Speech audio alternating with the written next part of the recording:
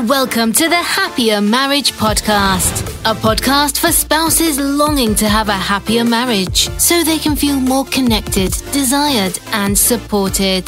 Now, to start the show, here is your host and Sherpa, licensed marriage and family therapist and certified relationship coach, Kingsley Grant. This is episode 50, and I have another powerful episode for you. Today's topic is entitled, How to Resolve Marital Conflict Without Hurting Each Other. Today, we're diving into the fascinating topic of conflict resolution. Now, we all know that conflicts are a normal part of every relationships, right? You've experienced that, haven't you? But here's what happened. It doesn't have to be destructive. Unfortunately, many couples have experienced destructive outcomes as a result of a conflict, but it doesn't have to be that way. And that's what we're going to talk about today and show you why I believe it doesn't have to be that way and how you can keep it from being that way. I believe, in fact, conflict can actually be a good thing. You know, when I did do premarital counseling, I asked a couple about conflict, and we talked about that. And I've heard most times they'll say conflict is a bad thing. It's not good. I'm saying, why isn't it? Because it's conflict that sharpens and makes you better at what you need to become. And I don't want to get ahead of myself, but it can actually be a good thing if it's handled in a healthy manner. Now, there are two main types of conflict resolution and how we should approach conflict. And that is, let's put it this way, two types of conflict resolutions. It's either passively done or actively done. And here's what the difference is. Passive conflict resolution is when you avoid dealing with the conflict altogether. It's avoidance. It's just passively avoiding what it is you need to deal with. And this can lead to resentment, anger, and other negative emotions, right? Now, active conflict resolution, on the other hand, is when you face the conflict head on and work to find a solution that works best for both of you. Now, it's not aggressive. I'm not talking about aggressive approach here, but it's an active, respectful, helpful, mutual way of trying to find a way to navigate, to manage the conflict and get a solution that's helpful for the relationship. Now, active conflict resolution, I believe, is the best way to resolve conflict in your marriage. Now, it's important to remember that it's you and your spouse, right? You are a team. You are on the same side, and you should be working together, right? I used the word earlier, mutual. You should be working together to find solutions that make both of you happy. Now, some spouses may not like talking about conflict, as if by not talking about it, it won't exist, or it will simply go away, or some may be in denial, right? And here's what I understand where some spouses come from, why they may feel that way or think that way. And they may have some objections to even me discussing this idea of conflict and talking about active conflict resolution. And some of their objections may be based on some of their I would say, their thought process that is not really helpful. For example, they may say, I'm afraid of making things worse. Now, I understand and I get that. And I can understand why in some situation, when you're in a relationship where there are issues continuously, or you have a spouse who could be dangerous or could be harmful or could be, I get it. Those are times you have to understand and know what it is you say and when to say certain things. And I would just say you need to get some help, because that is not healthy. It's not good to be in a relationship where you are afraid of speaking up. I just did an episode on assertive thinking, assertive speaking, and you want to go back and listen to that because it's so important to assert yourself. So when you're afraid of making things worse, that tells me there's something else going on in the relationship. There's something else deeper that needs to be worked on in therapy, and because that's not a healthy place to be. Another objection may be, I don't think we can agree on anything. Again, I know I've worked with couples who have said that. I mean, we don't agree on anything. We don't see eye to eye. We're not on the same page. It's almost like we're incompatible, they'll say, right? And another objection may be, I don't believe conflict resolution can make a significant difference in our relationship. It's just really where it's at for them. Maybe they have given up. Maybe they have checked out. And so even this may be for some people, just like, it's not going to help us. We are beyond that. Our marriage is salvageable, some people may think. And, if it is so, you're right. It won't help. You need to get some deeper work, and I would recommend get some marriage therapy. Now, objections like these will keep you from the benefits your marriage would gain by learning how to manage conflicts in a God-honoring and empathic way. Now, I stress those things because when you're focused and your intention is to be God-honoring and practice empathy, then this is exactly what you need. This is exactly what you're going to need to help you to navigate conflicts in your marriage and have a better outcome. So in this episode, we're going to talk about the benefits of active conflict resolution and how you can implement those into your marriage. And we will also hear from a couple who struggled with conflict in their marriage, but were able to overcome it through active conflict resolution that you're going to hear me mention and how that was possible. Now, before we do all of that, let me just say, if you're here for the first time, and thank you for being here, number one. And, what you'll hear today is coming from someone who have been helping spouses like you for almost 2 decades. Hundreds of spouses I've worked with, and I've seen great results over the years. And on top of that, you're hearing from somebody who's been married for almost 4 decades, okay, and have 2 adult children. So that combined, I think I've learned a thing or two to help you experience deeper connections with your spouse, a stronger sense of intimacy, and a marriage that honors God. And that's where you're going to hear the perspective from which I take. Now, so if your marriage is struggling or could use a spark, you are in the right place, and I want you to stay tuned. So, the big question is this. How is it possible that you have a happier marriage when you feel like you've tried everything? Your spouse isn't making an effort. You're exhausted. You feel like giving up. Or there's so much hurt that's taken place between you and your spouse. That is the question, and this podcast will give you the answers. Now, I hope you're ready to continue this discussion on how to resolve marital conflict without hurting each other. As promised, I want to share with you Sarah and John's story as a backdrop to what you are about to learn about resolving marital conflict without hurting each other. Now, Sarah and John have been married for 13 years, and they loved each other very much. But they also had a lot of conflicts, and which marriage haven't. But they tend to have a bit more than some average marriages. Now, Sarah was a very emotional person, and she wears her emotions on her sleeve, right? So she overreacted to things. Things are exaggerated for her, and she reads things beyond what it really is sometimes, and it frustrates John that everything seems to be so much bigger than it actually is. Now, John was more the logical, right? And he sometimes had a hard time understanding or connecting with Sarah's emotions, which also frustrates her.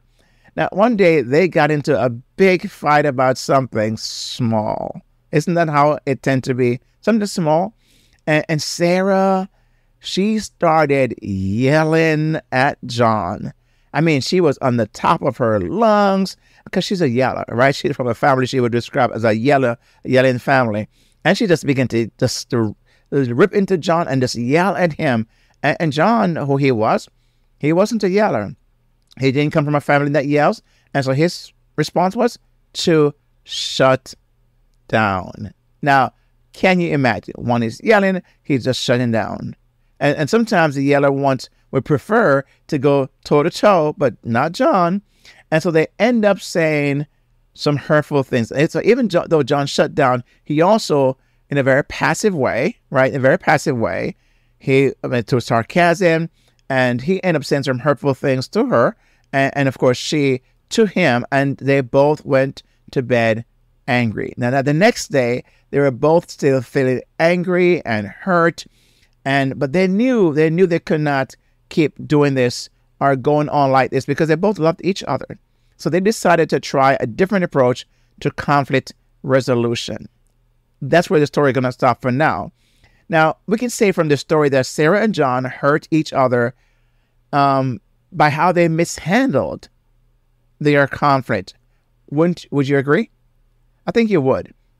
Now, Sarah yelled at John, and John shut down in return, but not before saying some hurtful things to Sarah. So they both hurt each other in mishandling this conflict. Even remember now, it was a small conflict. You know, the Bible says it's a small leaven that leavens the whole lump. It says the small foxes are the ones who eat the vine. So don't overlook small things, because small things leads to big things. And that's where sometimes where people don't deal with the small things, they eventually grow and fester until it becomes this humongous thing where it could have been avoided. Now, what if both Sarah and John could have managed this conflict better? Would there be benefits in that? What would you say? I believe there would be benefits. Now, here are some benefits I believe they could have experienced had they handled this much better. Number one, I believe they could have strengthened their intimacy. Imagine when they could work through the conflict and have understanding and truly were empathic and really God-honoring, how much that could help their relationship. Because what happened is they will learn how this approach of mutuality, right, of they're both on the same page, could truly deepen their connection and allow them to see the other person's side and connect at that level. So it could strengthen their intimacy. It's a benefit that it could have if they've handled the conflict much better. Secondly, it truly could do a number on their communication. It forces them to have better communication skills, because it takes some skills to be able to navigate moments of conflict. So their communication would improve a great deal because they're implementing effective techniques, right? Listening, active listening. I've done also a past episode on that active listening with their eyes and their ears, and I talked about nonverbals already. And so you may be able to go back and listen to my podcast episode or my YouTube channel where I covered topics like this one already, so you can hear those as well. And the third part is that the marriage could be happier. When you're able to implement the right conflict resolution style, that can lead to a more, I believe, harmonious and fulfilling relationship. Now, the question before us is, how could they have managed the conflict better? And how might you do the same? Now, that's a question, and I have the answers. But before I share the answers with you, I need to share a few things with you. So just hang in there. Let me share 3 things with you. Very important, and it's very necessary. The first thing I want to do is ask you to do what I call a spousal honor. That means I'd like for you to leave a rating and a review for this podcast you're listening to if you're getting value from it, which I believe you do. And so that's the least I can ask in return is that you leave a rating and a review, and I'll share with you how to do that at the end of this episode. It doesn't take long. It's truly an easy process on your phone. And if you can leave a quick review of what on your phone, it will truly be helpful. Now, to ensure that you don't miss any episodes of the past or any future episodes, subscribe to this show today. And also, if you missed past episodes, you can always go back and binge listen at happiermarriagesecrets.com, happiermarriagesecrets.com, and access all the past episodes. Secondly, I want to ask you to go to my YouTube channel under Kings LeGrant, and you'll see videos on topics like this one, even though they're different. And I want you to do 3 quick things when you go there. First, I want you to subscribe. Secondly, I want you to hit that like button. And thirdly, click on the notification bell. You want to go to that channel because I have a lot of valuable, teachable moments there using, basically slides, and you can see all the different fancy things that I'm doing in my video. So go there and subscribe to the video channel. And thirdly, if you have not yet taken the Happier Marriage Assessment Quiz that gives you a good indication of the state of your marriage, then I want to encourage you to do that today. And you can do that in less than 90 seconds, right? You can get your score immediately and get an access to a downloadable PDF that explains your score. And you can do that at happiermarriagesecrets.com/quiz, happiermarriagesecrets.com/quiz. All the links will be down in the description that you are able to see that follows this episode. Make sure you access those those links, because it will take you to the places I've just described. And lastly, let me mention that this show is brought to you by KingsleyGrant.com, where you'll find resources and other services that we offer that will be helpful to you. Again, it's KingsleyGrant.com. So how could Sarah and John have managed their conflict better, and how might you do the same? Now, I believe they could do so with three strategies. Number one, they could listen to each other without interrupting. This is a frustrating thing for so many couples when they're trying to share their ideas or their thoughts and they're being interrupted by, I know what you're going to say, or they're saying, I don't believe that. You haven't even finished your thought, and they're jumping in and trying to tell you what it is you're saying, or they're trying to combat what they've heard so far without the whole matter. The Bible says very carefully about this very thing, listen to the whole matter. Listen to the whole matter, because sometimes you'll jump in prematurely and you miss some very vital, important information that could help you better understand what your spouse was saying. It's also show a sign of respect. When you listen to each other without interrupting, you're respecting the other person and saying what they are about to say is so important, or else they would not be sharing that. And every person wants to be heard. Every person wants to be understood. So listen to each other without interrupting. I believe that with John and Sarah, if John even tried to interrupt Sarah, she wouldn't have none of that. I mean, she was yelling as it is, and maybe it's not a good thing to even say anything. And maybe John was trying to practice just to, the peace, create the peace. But that was his pattern, though. He was very passive, and Sarah knew it, and so she wanted to kind of get into to say something, to do something, right? And so she just was yelling at him. Of course, it did not work. So the first thing I believe they could do better, and I believe you can implement in your marriage, is to listen to your spouse without interrupting. Now, this is hard, but it's something you can practice to restrain yourself, but also you can agree upon that in your beforehand, so as far as conflict is concerned, this could be an agreed upon principle that you're saying we're going to listen. And if I need to interrupt because I want to make sure my train of thought is correct, it's a different story, then of course mutually you've already agreed upon that, so it's not a big deal. Number two, try to see things from your spouse's perspective, right? Try to see things from your spouse's perspective. That's empathy. So many couples lack empathy. They will tell you they have empathy. They will tell you, I'm empathetic. But when it comes to a moment of listening to their spouse and not interrupting and trying to see something from their perspective, put themselves in their shoe, they're just like, that's out the window, because they don't want to hear it. They don't want to deal with it. They don't want to even try, because they're so worked up and they want to be heard, and they want their spouse, they want to hurt their spouse. Whatever the goal is, somehow empathy is thrown out the window. But when you try to see things from your spouse's perspective, it is so helpful. Now, I know it's not easy. Trust me, I have been married almost 4 decades. I've had my share. I've learned the hard way many times. I have done the very same thing. I'm telling you, I've learned from this, but it's made our marriage a whole lot better when I try to make it very intentional, and I restrain and I really manage my emotions and the emotion of my spouse. It truly helped me to see from her perspective where she's coming from. Again, it is not easy, but it's possible. all things are possible with God's help. So if you really want to do that, ask God, number one, to give you the grace and the patience and the wisdom and the self-control which he says he's already given to you to practice this skill, to see something from your spouse's perspective. And number three, be willing to compromise. Now, understanding the importance of finding a middle ground is so key, because you're working together to a mutual beneficial outcome solution.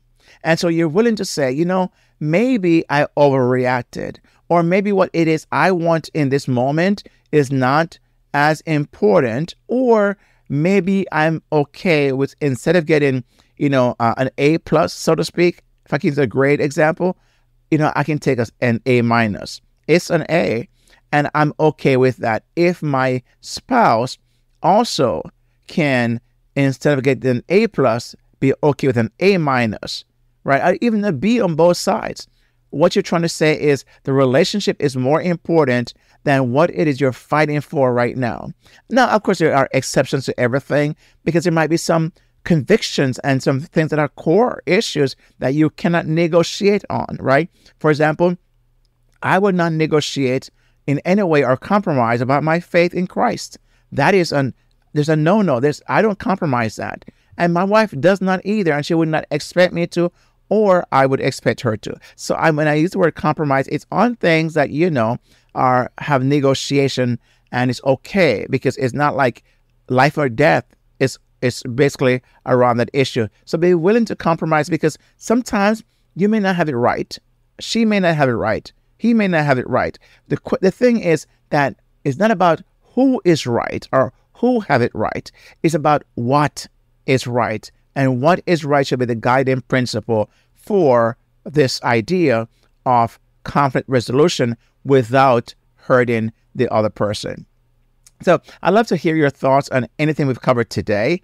From the start of the show to this point, I'd love to hear. So you can send me an email or DM me, send me a direct message on Instagram or Facebook.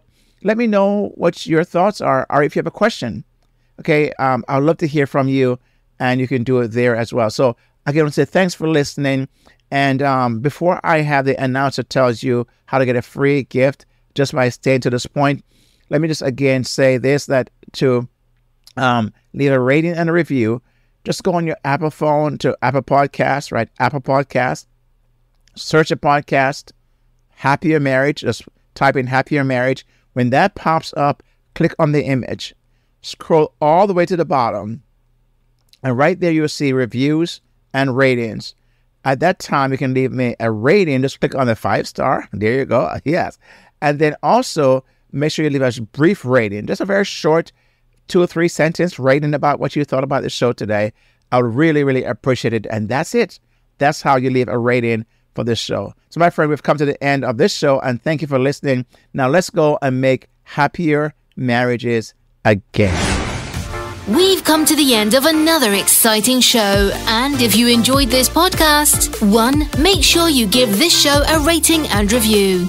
2, subscribe to the show to get all new releases. And 3, get your complimentary copy of the 5 Secrets to a Happier Marriage ebook at kingsleygrant.com/HMS ebook. Again, it's kingsleygrant.com/HMS ebook. See the link in the show notes. Do it today. Don't delay. Thanks so much for listening, and make sure you tell one other spouse about this show, or better yet, share it with them. Until next time, may the Lord bless you and keep you, and make his face shine on you and be gracious to you. May he turn his face toward you and give you his peace, both now and forever.